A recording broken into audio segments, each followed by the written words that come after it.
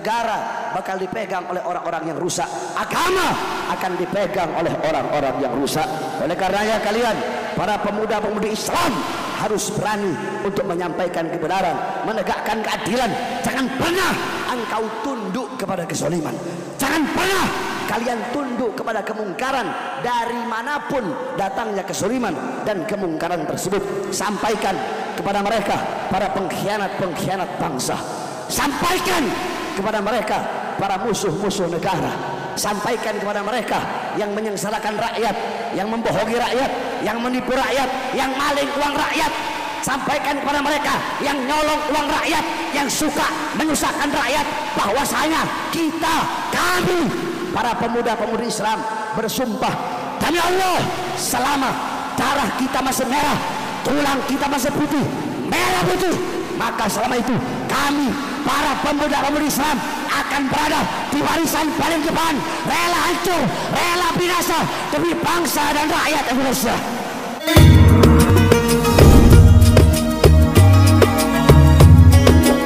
Jangan lupa like, subscribe, lalu tekan tombol lonceng notifikasinya. Terima kasih. Saudara-saudara sekalian yang dimuliakan oleh Allah Subhanahu wa taala, saya Bahar bin Smith, berkali-kali saya keluar masuk penjara. 2009 penjara, 2010 di penjara, 2012 di penjara, 2018 di penjara, 2020 keluar baru 2 hari dibawa ke Nusa Kambangan, 2021 bebas, 2021 keluar baru 1 bulan masuk lagi, dibawa ke Polda Jabar, ditahan baru bebas 4 bulan yang lalu. Nah saudara-saudara sekalian yang dimuliakan oleh Allah Subhanahu wa taala, saya keluar masuk penjara, bahkan sampai dibawa ke Nusa Kambangan, udah kayak penjahat besar, udah kayak penjahat kelas kakap, udah kayak bandar narkoba. Saudara-saudara, apakah saya seorang bandar narkoba? Apakah saya seorang pembunuh? Apakah saya seorang penjahat? Berapa banyak uang rakyat yang saya makan? Berapa banyak uang rakyat yang saya korupsi? Berapa banyak harta rakyat yang saya curi? Berapa banyak aset negara yang saya jual, saudara-saudara, sampai-sampai saya dibawa ke Nusa Kambangan. Saya baru bebas 2 hari dibawa ke sana. Tahu kenapa? Karena ceramah saya dianggap provokasi, karena ceramah saya dianggap meresahkan masyarakat. Pertanyaannya, apa isi ceramah saya yang menyebabkan siang saya keluar, malam saya ceramah, besoknya langsung dibawa, baru 2 hari keluar udah dibawa ke Nusa Kambangan? Apa isi ceramah saya? Saya kasih tahu kepada kalian, apa isi ceramah saya yang menyebabkan 2 hari keluar langsung dibawa. Dalam ceramah saya ketika itu, awal-awal corona, awal-awal covid, lagi PSBB, saya sampaikan apa yang saya sampaikan. Saya sampaikan, saudara-saudara, wahai presiden, wahai pejabat, wahai aparat, wahai pemerintah, di masa corona ini rakyat kalian kurung dalam rumah, tidak kalian kasih makan, tidak kalian kasih minum, tidak kalian penuhi kebutuhan-kebutuhannya. Kalian mau bikin mati rakyat atau mau menghidupkan rakyat?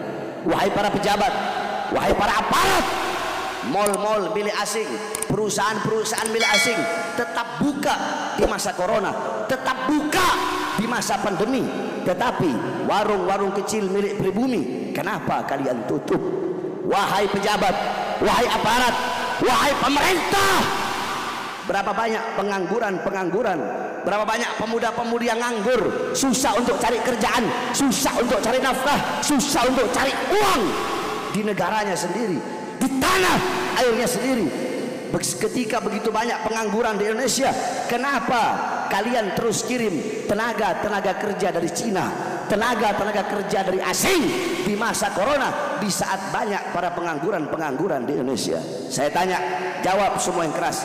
Itu ceramah saya, itu isi ceramah saya yang dianggap memprovokasi, itu isi ceramah saya yang dianggap meresahkan masyarakat. Saya tanya, itu ceramah saya, siapa yang saya bela? Jawab, rakyat atau bukan?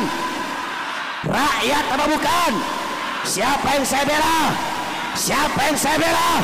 Siapa yang saya bela?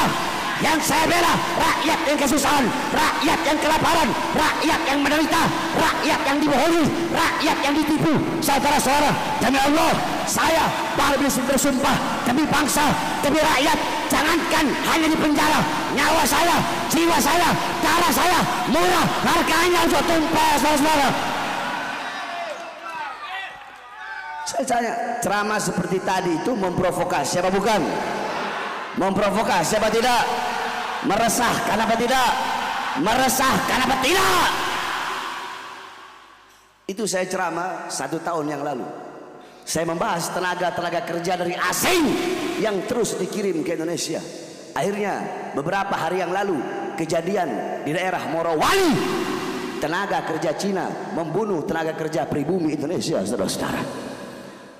Oleh karenanya sering saya bilang, saya punya lidah itu kayak alkohol. Kamu tahu alkohol?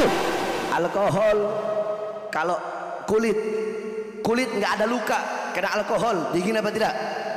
Dingin apa tidak? Tapi kalau kulit ada lukanya, dingin apa perih? Dingin apa perih? Berarti kalau ada pejabat atau aparat atau ustadz atau kiai atau habib atau siapapun yang merasa tersakiti dengan ceramah saya, dengan kata-kata saya, berarti itu orang ada boroknya, berarti itu orang ada lukanya.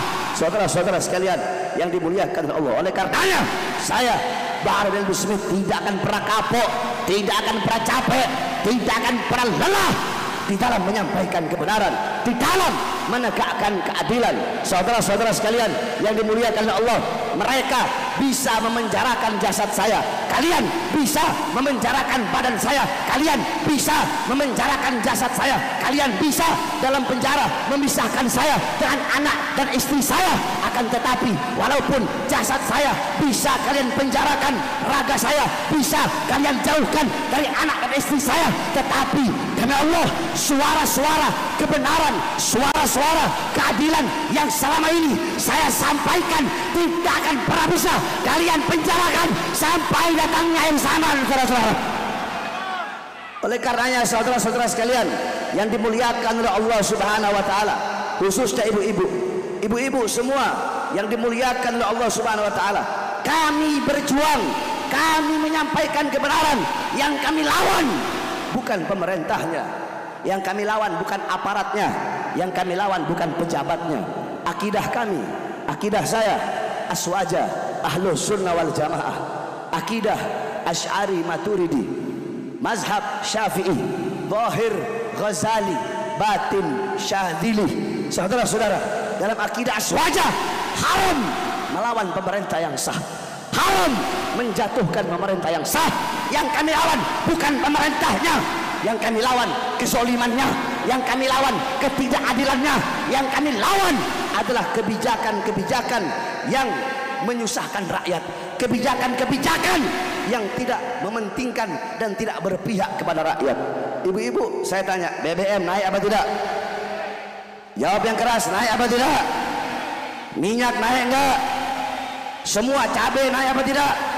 Bawang, semua. Kalau minyak naik, BBM naik, otomatis semua pada naik. Itu yang kita lawan. Kita bukan melawan pemerintahnya, kita bukan melawan pejabatnya. Selama pemerintah, pejabat, aparat memihak kepada rakyat, maka selama itu kami tidak akan pernah melawan kezalimannya. Kalau nggak ada kezaliman, ngapain kita mau lawan?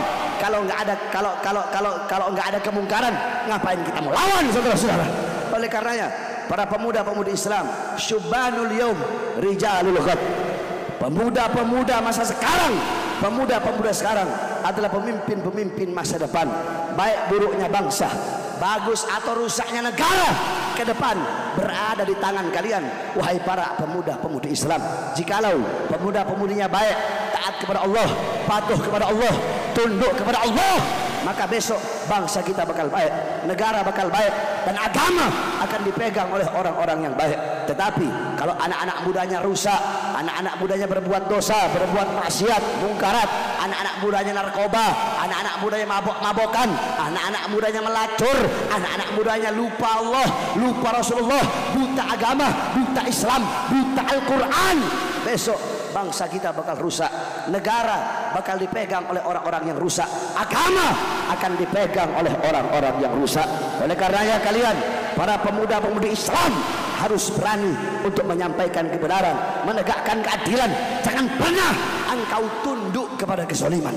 Jangan pernah kalian tunduk kepada kemungkaran dari manapun datangnya kezaliman dan kemungkaran tersebut. Sampaikan kepada mereka para pengkhianat-pengkhianat bangsa. Sampaikan kepada mereka para musuh-musuh negara. Sampaikan kepada mereka yang menyengsarakan rakyat, yang membohongi rakyat, yang menipu rakyat, yang maling uang rakyat.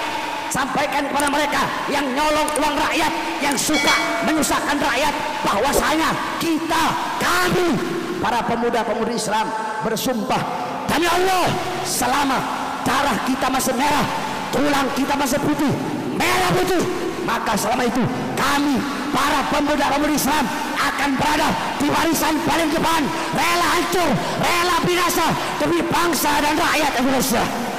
Saya tanya semua para pemuda-pemudi Islam, siap hancur demi Islam, siap binasa demi Indonesia, siap mati demi NKRI? Allahu Akbar, Allahu Akbar. Indonesia merdeka, merdeka, merdeka. Allahu Akbar. Mudah-mudahan Allah berikan keamanan bagi bangsa kita, bagi negara kesatuan Republik Indonesia, bagi rakyatnya, bangsanya, negara kita. Allah berikan keamanan, kedamaian, kesejahteraan. Allah angkat bala, Allah angkat bencana, Allah angkat segala macam musibah. Allah pandang dengan pandangan kasih sayangnya. Amin amin rabbal alamin. Allah jadikan negara kita baldatun thayyibatun wa rabbun ghafur. Pejabat jadi pejabat yang baik, pejabat jadi pejabat yang amanah, pejabat jadi pejabat yang memerhatikan rakyat, yang mementingkan rakyat, yang mendahulukan rakyat di atas partainya, di atas kekuasaan dan di atas politiknya. Para ulama juga mudah-mudahan jadi para ulama yang lurus, para ustadz, para kiai, para habaib jadi ulama yang lurus, yang nggak bisa dibeli dengan uang, yang nggak bisa dibeli dengan dinar, dirham, emas, permata, dolar, berlian. Para ulama jadi ulama yang lurus, tidak bisa dibeli dengan apapun. Bukan menjadi seorang ulama alimun alladzi yaj'alu ilmahu tabi'an ra'yil muluk. Bukan menjadi ulama yang ilmunya mengikuti kemauan-kemauan para penguasa. Penguasa mau A, dia tahu A ini buruk. Penguasa mau A, dia tahu A ini nggak bagus. Tetapi bagaimana caranya mencari-cari dalil untuk membenarkan yang buruk dari pejabat, untuk membaguskan yang tidak baik dari para pejabat tersebut. Ini namanya alimun alladzi yaj'alu ilmahu tabi'an ra'yil muluk. Ulama yang menjadikan ilmunya untuk mengikuti kemauan para penguasa. Ini namanya ulama kontrak, ini namanya ulama amplop, ini namanya, kalau kata saya, kata Bahar bin Smith, ini kera-kera bersorban. Kalau kata saya, bangkai babi masih lebih mulia daripada ulama yang menjual akhiratnya demi kepentingan perutnya dan demi kepentingan duniawinya. Saudara-saudara, mudah-mudahan semua para ulama kita menjadi ulama yang lurus. Amin amin rabbal alamin.